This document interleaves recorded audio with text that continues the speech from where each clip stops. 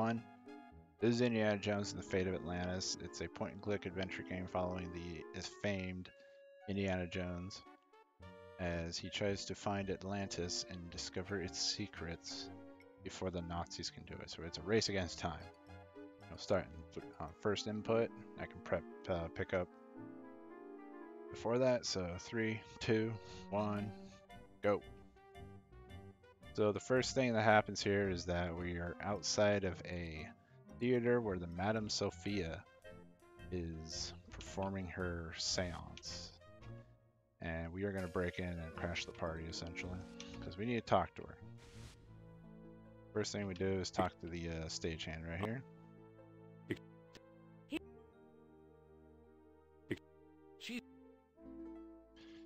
And she goes through her thing right there. And we don't really care about that. So there's this fake like specter thing right here, ghost. So we send it at her, interrupt it. It goes out, bursts into flames somehow. I think because Indy overloaded it or something. I don't know, it's 1930s technology. And she finally figures out, hey, Indy's here, so I better go over here. This game is extremely dialogue heavy. Like, there is so much dialogue in this game. It is off the charts. So a lot of strats are going to be for me to get through the dialogue rather quickly and know exactly which. Or prepping my cursor on dialogue selections. I could use numbers on the keyboard for that, however, which I'm going to do right here. But that's a bit of a problem. That was a little glitch right there where you right click on the NPC character, Bjorn Heimdall, who is a old, call it, acquaintance of both Indy and Sophia. And as Indy's pathing to the right, if you press right click again, he passes into the wall and just starts talking to him. Here's our first bit of RNG in this run. This game is extremely RNG heavy. It is astronomical. Throughout the run, you're going to see just tons of it. Almost every decision you make, it's random. So this one right here, it's pretty simple. There's a jungle road and you need to chase him around to get him to that area. Hit him with your whip. He goes out there and gets the anaconda to tag it and fall down the cliff. And as you know, if you were to go out there without doing that, of course, it's Indiana Jones. Anyone who doesn't know, Indy's afraid of snakes. So anyways, Sophia says, hey, there's a path over here, you ninny. And he's like, oh. And then we try to go in here and we talk to Charles Sternhardt. Says a bunch of stuff. We do a quick little glitch right there where I stop him in place by clicking on the Mayan temple. Just basically keeps it so I don't have to wait for him to come back out. Otherwise he passed just like that behind the Mayan temple again. Anyways, here we need to talk to Sophia. The hitbox on this is extremely wonky. And tell her to keep him occupied while we go outside. Because there's this S right here that you can see it's kind of embossed. It's sticking out. It looks like you could remove it, but you can't quite get it. What you need is some kerosene. And just happened to be a kerosene lamp out here. So now I'm not going to click anywhere right here. I'm going to path forward. Excuse me. Use this with the kerosene lamp. And if I did it right, what would have happened was he would stop closer to the crypt right here and walk. It would just save a few more frames, basically.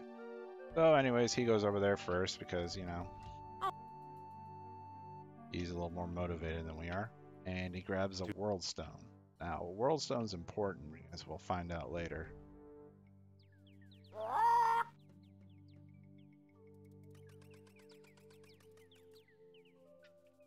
So now that we have an orichalcum bee that he just happened to forget and didn't notice. Let's find the airport. Which arguably is the more worthwhile treasure. We're going to go back over here back to Iceland and say hi to our good old friend Heimdall, who, well, fortunately froze to death because he's a little too, as in Indy's words, he's a little too dedicated to his work. Look, it melts. I don't know how you can be so dedicated to your word that you literally freeze over, but hey, who knows? So an important thing right here is that I let Indy path all the way to the end, and then I right-click the truck, because if I were to right-click it from the beginning, what would happen is that Sophia would stop in her tracks until Indy reaches the truck, This is his. and it just saves some frames. Yeah, believe it or not, you can save frames in a point-and-click adventure.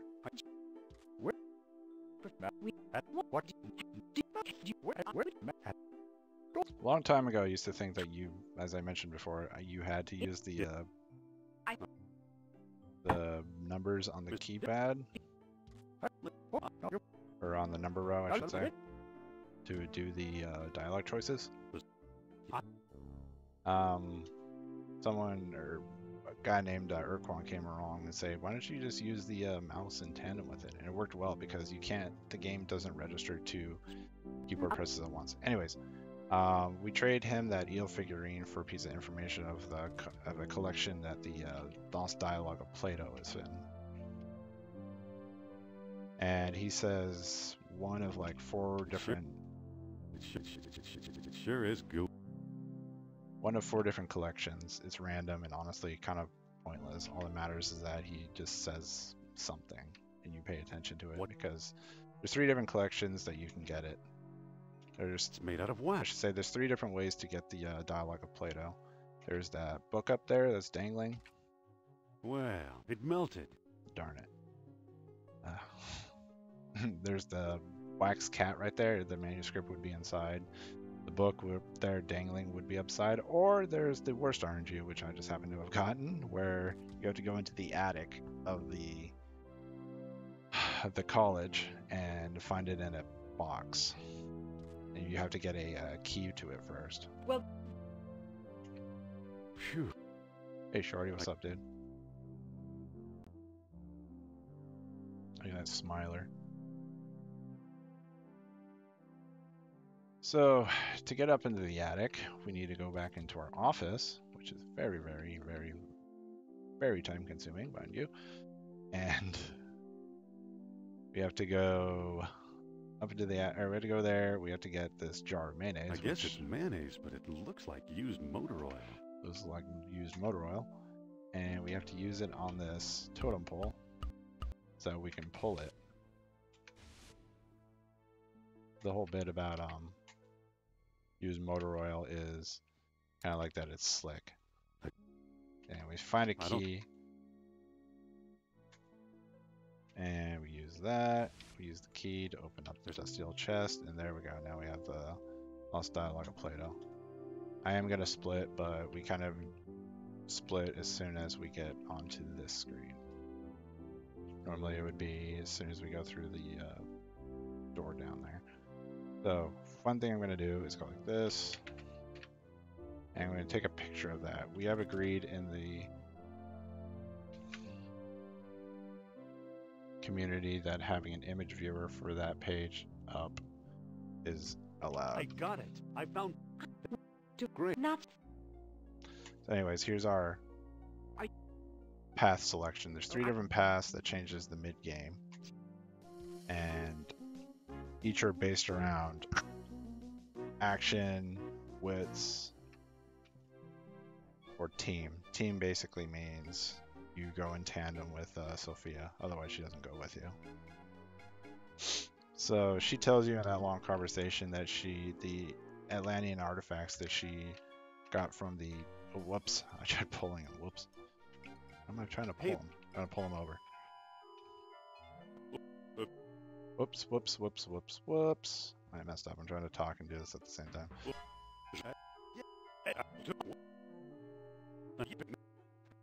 Anyways, she said that she sold Atlantean artifacts to 2 different people, Alan Trottier here in Monte Carlo and Omar Al-Jabbar in Algiers. And we are essentially coming over to Europe and Africa to go talk to them. Get what they got. Sure is good. What's up, David? How you doing, dude? So, we find that Omar has a little shop back here, but unfortunately we don't meet Omar. We meet his faithful servant, Paul. Paul says we have to wait here in his shop until he comes back, but you know that may take a long time, and he may never even come back. So we're gonna go into the city streets and follow him. Fortunately, if you're keen of eye, you notice that he's wearing a fez. That is something that actually changes from route to route or path to path. Basically, you can either have it or not have it. Oh, that's good RNG. Hideous torture. That whole section right there is RNG, by the way. There's 9 houses you can go into, if I recall correctly, and it's always random. It's also the whole thing is basically entirely random. He can walk one way, he can walk another way, etc., etc. Speaking of that, I should also note I'm running the Saveless subcategory of this, and what that means is that we have a category where you can scum RNG before it's done by using the quick save function of scum VM, and it saves overall about 9 to 10 minutes if you get lucky. Oh, that's good RNG right there too. Anyways, so that digs the desert right there. There is 4 different locations on 4 different screens and forming a sort of like upside down or laying L shape like this. So this one down, down, down, like that. It could be any of them. They're always in set positions. What you're supposed to do is get a map inside of Omar's house and go to each of the nomad camps and show it to them, and they tell you. However, we don't really need to do that, so. Alright, there's a generator here and a little metal thing. Mind you, it's dark, as you can tell. And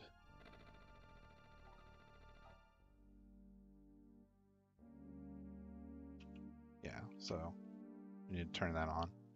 And now we find first stone disc, sunstone. Anyways, I missed a ship right back here that we can get. The stone discs. So the stone discs are the keys to Atlantis. They open certain doors. It's the wooden peg inserted into the hole in the map.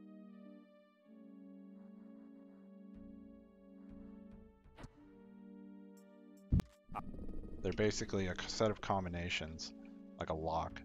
You have to set all 3 of them to. Once you get all 3 of them, the sunstone, the moonstone, the worldstone, you set them to different combinations. That's a...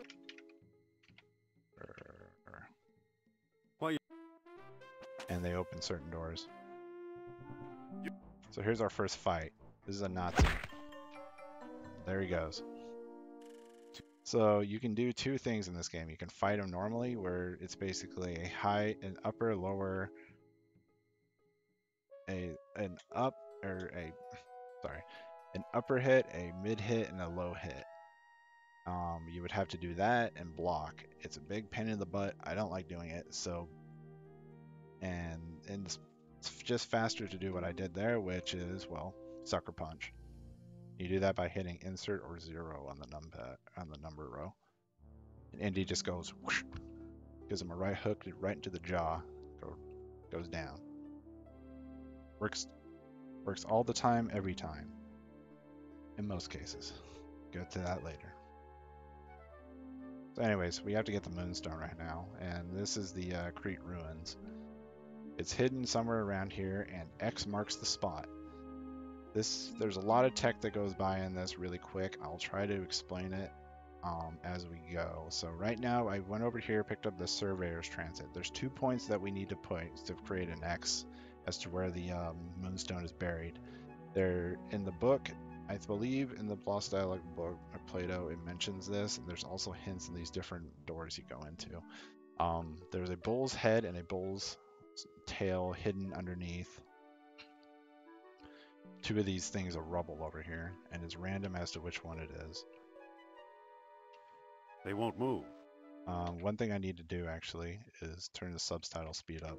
You can do that. They won't move in the game. However, it's faster using ScumVM. Oh. There's a statue here. I see the left horn. So if you blink, you may have noticed that Indy moved really There's fast. A statue here. The game speeds up as that checkered line is being drawn. Right. And if you click, hello, what's this? Indy will, oh yeah, I'm just gonna split, so don't mind the splits. You're supposed to split as soon as I got to create. Oops. You can move Indy whenever the cursor is on screen.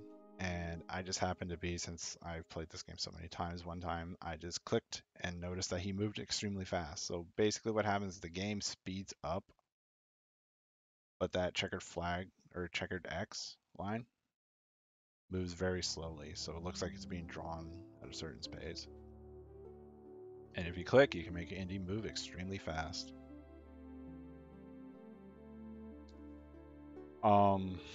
Another thing to note is that that first line you can actually skip by having the dialogue on the screen.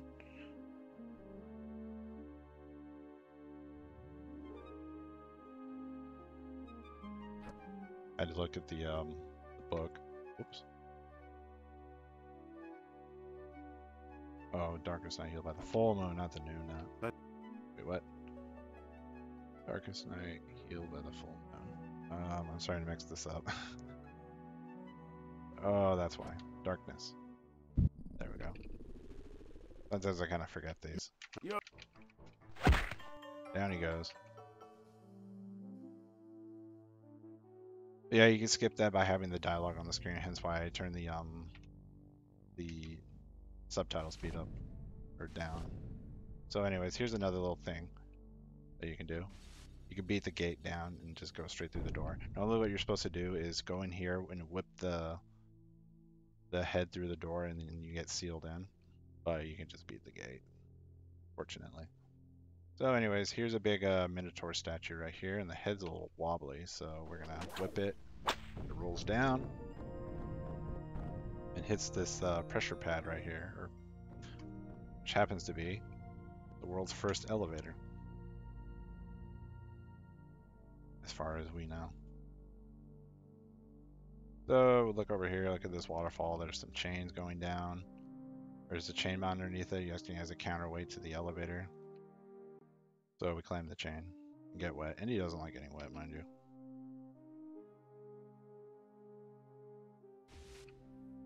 And these heads that we got, we just have to stack them up here.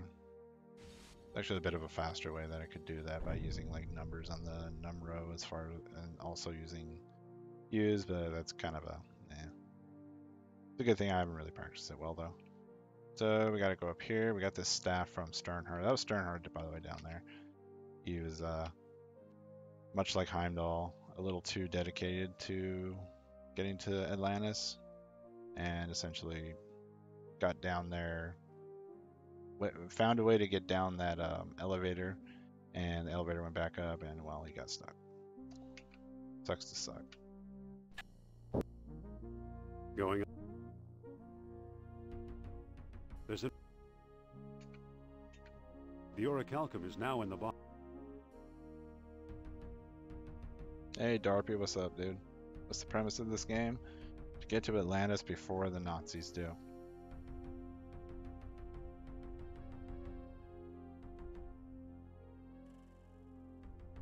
That is basically it. Comes down to it. And then do, well, we'll find out what you do after that. I don't think that'll work. Anyways, I keep messing this up. Did it move a little? Come on. There we go.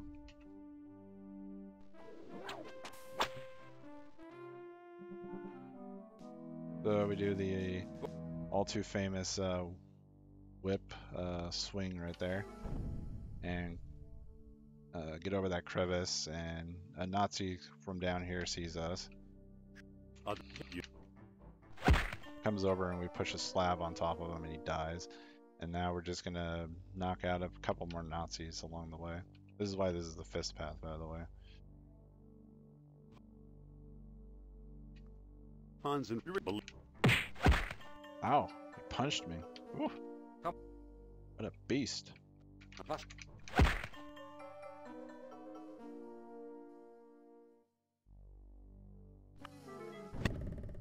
Anyways, we puncture that guy. You need that stalactite. It's necessary, so you pretty much have to do that. You could actually just go over there and knock that guy out, but pointless. The punch cracky noises while cracking you up. Huh. You know I have dad jokes on here. But anyways, here's everyone's most favorite character in the game. And I'll get to his name once we see him. Looks like I'm He's saying stuff, singing. This is Arnold. Arnold is well, he's Arnold. He's very big, very strong, very silly. And Arnold, well, if you were to fight him normally, you can't sucker punch him. He will knock you out, and his bar is like this big. He's essentially a super boss. But luckily there's a way around that with the rolling a boulder down on him. He's strong, but he's not as strong as a boulder. So here's an RNG section. There's a bunch of pits. We're essentially looking for Sophia right now. She's down somewhere. In the cutscenes early on, you find that she has a... I haven't even gotten into Nurab Sol. Anyways, there's about 5 pits that I can get, and I'm not getting good luck here, so... It's a weird end. Well, Oh, we found her. Nice. Pretty bad RNG. Anyways, she has a bronze necklace, and that's the whole reason why she's this like pretty much became a psychic, because she says that the necklace contains her spirit guide. It's this guy named, she calls him Nurab Sol, and she says that he's the king of Atlantis. And yeah, he's pretty much guiding her to Atlantis. Oh, wow, I got a gold. I don't know how that happened. Must have got really bad RNG on that. Oof.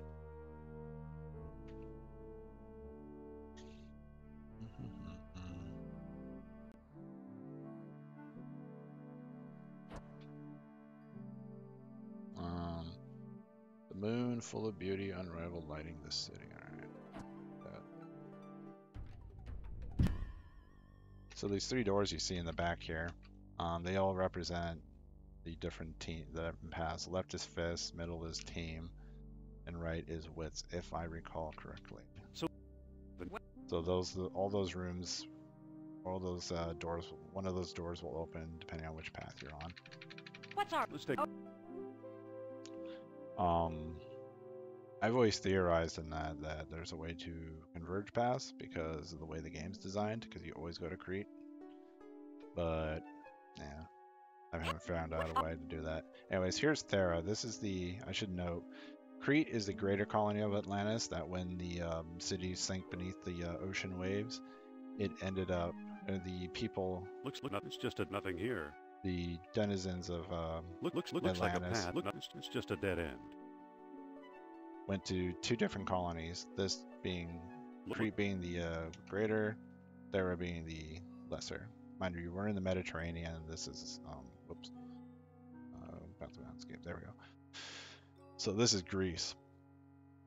Or, I mean, anyone can correct me on that if I'm wrong. But so the Atlanteans ended up there. So we had to go into the Mediterranean to try to find it. Luckily, right here, there is this fishing boat captain that happens to have a Ahoy! diving suit.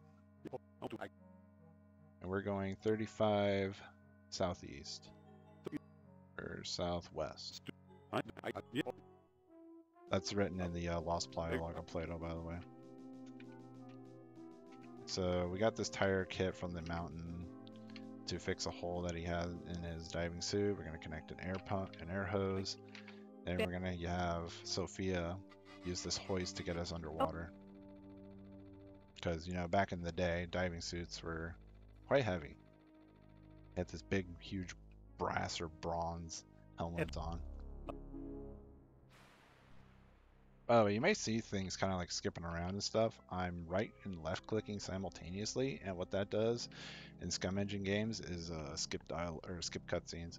Doing that in tandem with holding period, which skips text. Should have said that early on. Anyways, there's about 10 entrances here. Any one of them can be Atlantis, and it's a crapshoot as to which one it is. So pretty much just have to go for it. There we are. We got lucky. So now we're in the airlock of Atlantis. Literally, we're in Atlantis. This is where the paths, all the paths converge. So it's all the same thing from here on out. The ladder is in place. We're gonna go climb this ladder.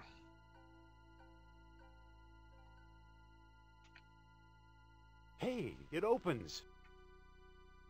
You may notice if I had gone slow enough there that the room is pitch black, but it actually starts getting brighter as time goes on. And my theory for that is that Indy's eyes are slowly adjusting to the darkness so he can actually see. It's kind of a cool little thing right there. So we do the opposite combination that we've been doing with the stones, and that happens to open the door to Atlantis. Now we're in the maze. And we get a deep breath for this. And we got the statue head first. This is good. There's 15 rooms in the maze that we can get. This is the biggest RNG crapshoot of the game right here.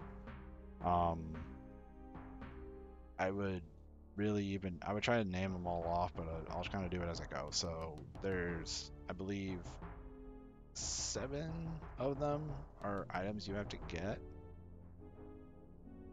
I had actually had a thing prepared for this.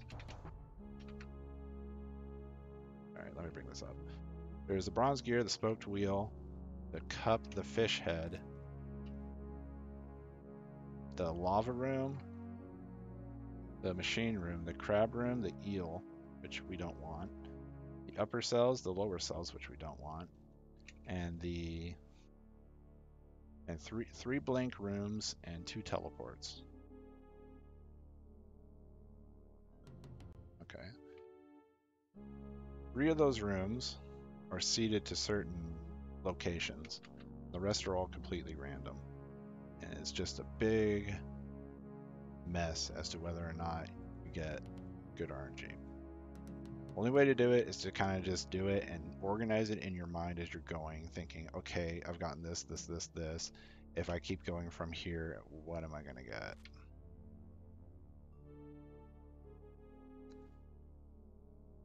I've been doing this for so long that honestly, I organize it pretty easily as well. So, and I know which rooms are usually what and what have you, and kind of understand how certain RNG seeds are done for this. It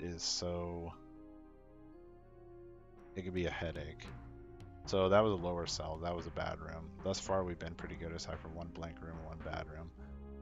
There's 2 blank rooms. This right here is usually the lava room, so I'm not even going to bother going to it. Since we have 2 blank rooms, a lot of these rooms down here are blank.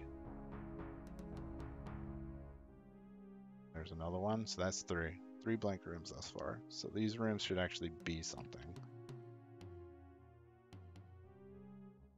So this is the crab room, but we don't have the rib cage yet. You catch a crab in a rib cage. So here's this could possibly be a teleport, or it could be the upper cells. Nope, it's the eel. We don't need the eel, and I'll get into that later as to why. So this is all set up. This is going to be the machine room. The machine room is where we get a stockpile of orichalcum that we need to get through the rest of Atlantis. So from here, I'm going to go to the hallway. Organizing this in my mind, what I'm going to assume is that this is the cup room, because it's usually what it is. It's one of the 3 rooms that are generally seated to certain locations. And I need to find a way to get to these 2. It's not looking like I can't reach it. Oops. Not looking like I'm going to be able to have a teleport over there. So That's an important thing to be able to get a good RNG seed for those. Is if you can get a teleport to those two rooms, Yeah, because they're it the worked. hardest two rooms to be able to get to just by walking. So that right there, I used the gum in the rib cage, and that creates a trap for the crab for it to get stuck in. We used to think that you had to use the bratwurst that you would get from the soldier to trap the crab. However, fine gentleman by the name of A Way of Life 81 figured out that you could actually just use the gum. And when I heard about that, I was flabbergasted because, well, if you notice back in Barnett College, I like spamming it sure is gooey.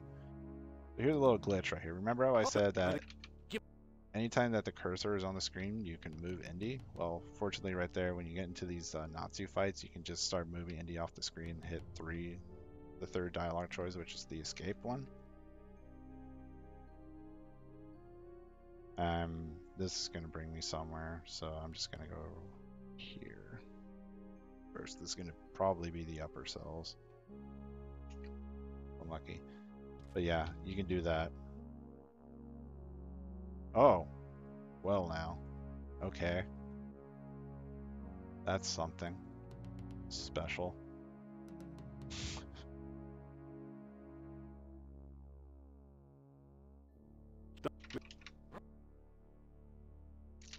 So right now we need to get the crab, and we need to get lava. Actually, you know what? I could have gotten lava already because I forgot that the first thing I got was the fish head. It's been a little bit since I played this, so yeah.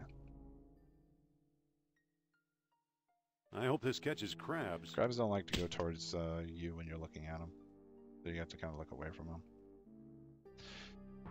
There's one thing I should also mention. There's a sort of warp that you can do. I think it's frame perfect and RNG based, possibly, question mark. But basically in the second sector, which the way I have that divided is 1, 2, 3, 4. Aha. Second sector being where the cup is and the bronze spoked wheel. Going onto a screen, there's a split second or so where you can actually teleport off the screen, or teleport to a room. I think it works similarly to the long distance talking in Iceland, where Indy kind of like paths into a wall and it just kind of completes the whatever you're trying to do.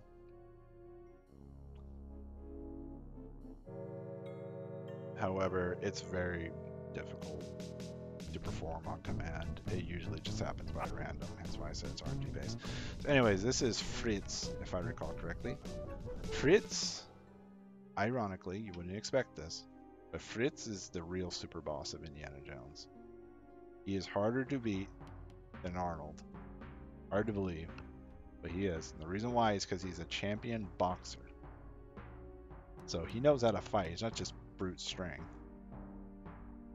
But he is a pain to beat. Ooh. So they give you a workaround. Also, obviously, you can't sucker punch him. I murdered Fritz. It's all for the greater good. Greater good, man. Now that looks much better. So, anyways, this is a big machine for rendering orichalcum. I should point out, orichalcum is essentially a metal that the Atlanteans discovered that has the energy rating of uranium with 0 radioactivity, so it's like just incredible energy source. And it's made by rendering lava, apparently. I mean, I didn't make it up, so don't blame me. So, if I understand this right, I didn't get it. I could have gotten the warp right there if I was really lucky. If I am understanding this right now, I should have everything. at long last, because we're 4 minutes behind. Which is fine. So we're gonna do a glitch here. You know, remember how I said I didn't want to use the eel? Well, don't blink.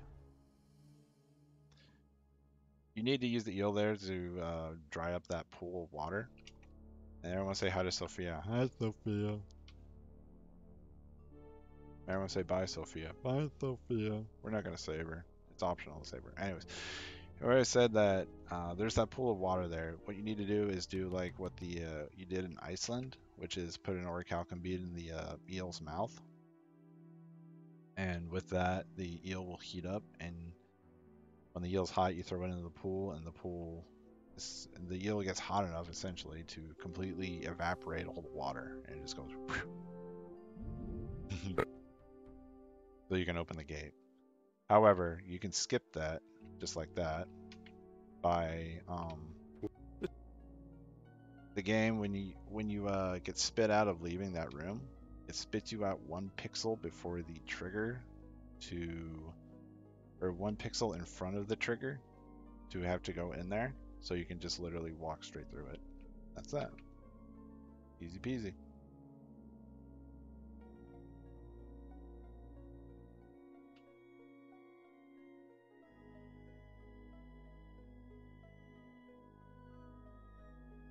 I'm looking for Sophia, and you're playing Blaster Master piloting Sophia the Third. I doubt you're going to leave yours in a cage inside of an old sunken city, so. So, right here we're in the canals, which is the inner area. Anyway, I'm supposed to split right there. Whoops. Whatever. We don't worry about splits right now. They're just there for show. This is a beyond dead run. It was dead as soon as I got the dialogue of Plato and mayonnaised. That's the wrong one. Whoops. So this is the inner canal, and we're kind of moving on like this crab thing that you have to stick an orichalcum bead in his mouth and it starts moving. And we needed to get a crescent-shaped gear. So you may be wondering, why do I have all these like gears and stuff? Well, right here there's this sentry gate, and we need to use the sentry gate. I think that was wrong. Yeah, that was wrong. I can't make the chain reach that far.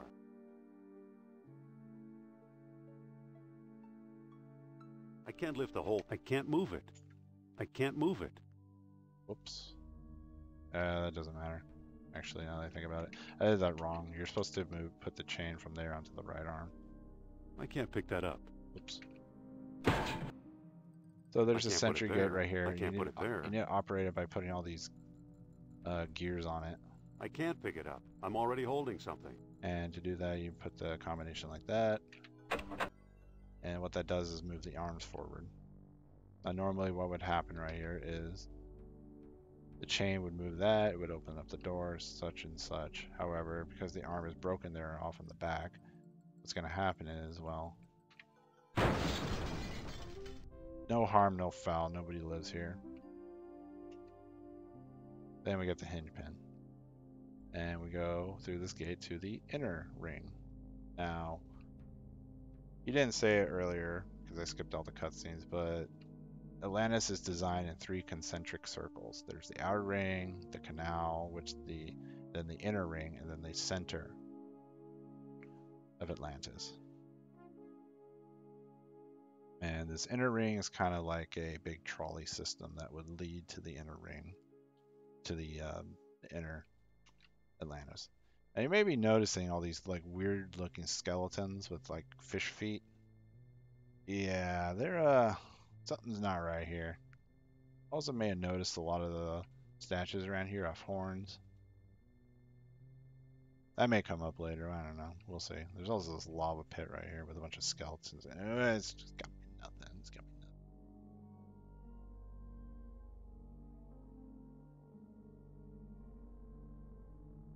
So here's this big hulking statue right here, which I skipped the cutscene, but there's a... It's like the thing we get in the prologue. Like I said, I skipped it so you don't see it. You end up seeing that later.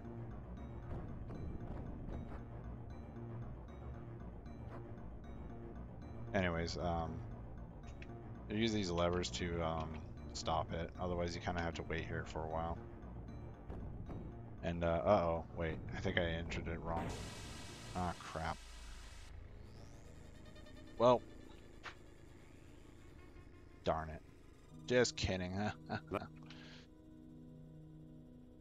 And he's smart enough to bail off, you know. He's not a dumb guy. He's got a PhD. Come on. So anyways, now we're into the inner Atlantis. And what this is a big maze. Big surprise.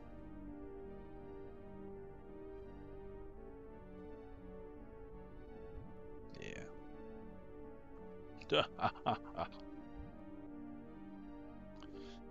So, the combination for these doors right here is furthest to the right ones, and then whatever's closest. And there's a bunch of these rooms, so.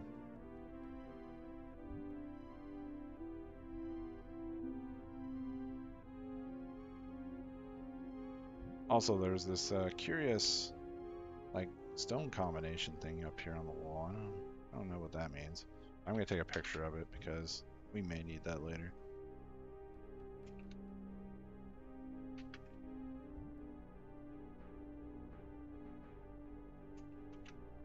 Can't imagine it's anything too important. I don't know, maybe it opens like a cookie jar or something. This gives me a chance to drink some water. Nice. So here's a lava tile puzzle. There's two different ways you can navigate the lava tile puzzle. I'm going to show you the easiest way of doing it, which is just alternating diagonals. If you do this, you'll always get across this. Otherwise, if you kind of do it in like whatever way you want to, the tile that you need to go to last will always be gone, or whatever one's somewhat in the middle. So we are approaching the end right now. And that is the Colossus. And specifically Nurebsal's Colossus. Also known as the God Machine, which we will see in a moment. So that cookie jar combination that I mentioned earlier is actually what turns on this machine, the God Machine, so we need to do that. Mostly out of curiosity, but also because it, you know, gets to the end of the game. Hey look, there's those guys. I mean, Kerner, we know, you know, he tried to drown us. Don't really know that Chrome Dome guy right there, but you know, whatever. He's got a really silly sounding voice. It sounds like this. We'll be hearing what he has to say. But these are the Nazis. Like I said before, the whole point of the game is to beat the Nazis here. Well, technically we did beat them, but not really. So, the first person we got to get through is Kerner. And this is all just one gigantic dialogue sequence where these two start arguing while they keep India at gunpoint, and you talk Kerner into being the first guinea pig, essentially. And while he wants you to shoot the works with the God Machine by sticking beads into that frog's mouth, you convince him to just use one bead because Dialogue of Plato, which has a bunch of information about it, all the information about this, was translated by Charles Sternhardt, but he had a problem with the translation, so the numbers were all mixed up. And that's time. And likewise with Uberman, you convince. Instead, he wants to use you as a guinea pig as well. Stand aside, Jones. So he puts in you convince him to be the next one to go in and become a god by saying that, hey, you're gonna make me a god? I'm gonna kill you. Prepare to feel my wrath. But hey, we kind of forgot somebody, you know. Uh-oh.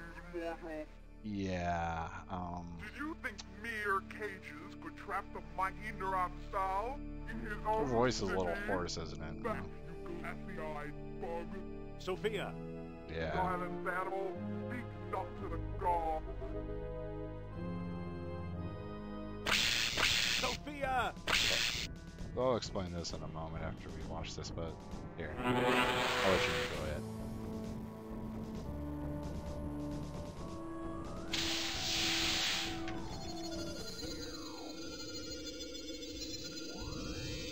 So bye, Uberman. He does a nice swan dive right into the lava. And then she blinks out of existence. So basically what happened right there was, my assumption is that the God Machine harnesses the power of uranium and essentially turns it into pure energy and then shoots it right into your body, which then turns all the matter in your body into energy, and therefore, well, energy is kind of, that kind of energy is a little unstable, you know? So it needs something to be housed in. Hence why Norab Sal, my assumption is that Atlantis sunk because he tried to do that to himself. He turned into that, but it was so unstable that it, of course, activated this volcano, sunk the city, and he got stuck inside of a bronze necklace where his consciousness still exists. Also, I like to think that the little cat-looking face thing right there is Norab Sal looking very sad. And since Sophia found that in Iceland, put it on, he started subconsciously talking to her. You know, a lot of my discoveries seem like tall tales even to me. And you start seeing that throughout the game. At least there's some evidence this time. Rats. Why didn't you listen to me, Sophia? So basically that's the bad ending, but it's the fastest ending, because to save Sophia, what you would have to do is go all the way past the sentry gate, get the hinge pin, go all the way to the end, or go into the sacrificial chamber, get the scepter. We don't really need to do that, but we'll get to that in a second. Take the hinge pin, go back to her cell, pick up the gate, or give her the hinge pin, pick up the gate, have her brace the gate with the hinge pin, because she doesn't trust Indy's strength for picking up a giant, what is probably a almost 200-pound like bronze gate, and she's not going to go underneath it. He's going to go like this, and she's going to go. So she braces it with them, and then they go on. And as soon as you get closer to that sacrificial chamber, Norab Sal is slowly more and more taking control of her consciousness. And with that, as soon as you get there, she literally gets completely possessed. And you have to essentially trick her into giving you the necklace so that you can put it in the gold box and chuck it in the sacrificial chamber, or the sacrificial pit, which kills Norab Sal finally at long last. And then she's normal. That would be the good ending. I did mention that there is actually you have to get the scepter. In the team path route of this, you actually have to get there's a way to skip all that whole exorcism, what is essentially an exorcism, by walking, like, as soon as you walk into the inner ring, she starts talking to you, and she walks over to the sacrificial chamber. The game itself does not actually know that she has left your party, so you can literally just avoid going to that screen, walk around, go into the sentry or the hulky machine, jump up there, and the game will just progress like as if she's following you, so you can skip the whole thing. It's great. But anyways, that's Indiana Jones and the Fate of Atlantis. Fists, Saveless. Yeah. Great game.